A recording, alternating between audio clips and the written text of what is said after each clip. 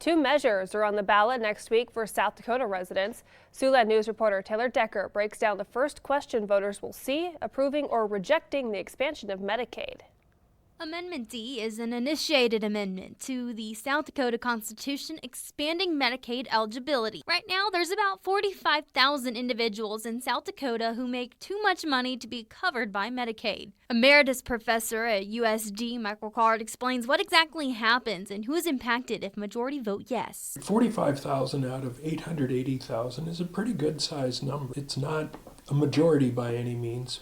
But that means there's 45,000 people who aren't able to get medical care paid for whatever malady they may have. Looking at providing medical coverage for low-income people in the state, it requires the state to cover benefits to anyone over the age of 18 and under the age of 65 whose income is at or below the poverty level. Estimates have ranged in the neighborhood of it adds about $1,000 in cost to every insured person per year to cover the care that's provided to low-income individuals who aren't eligible for Medicaid coverage and yet are by federal law required to be served by healthcare organizations. 39 states have already expanded Medicaid. Candidates running in District 17 show some support of this change, wanting to cover more people when it comes to health care. Well, I do support expanding Medicaid. What troubles me about it is that it's a constitutional amendment.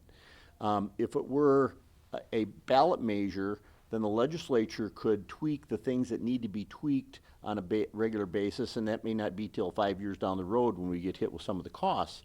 But because it's a constitutional amendment, it means that changes need 2/3 of the vote of the majority of people in South Dakota.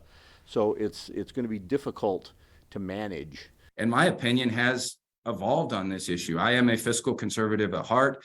I think fiscal policy, and I think our strong fiscal policy in South Dakota is what makes us different, makes us strong. With support coming from both political parties. I fully support Medicaid expansion.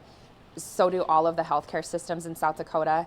We need to have access to hospitals, rural hospitals, and those rural hospitals provide a lot of jobs for people.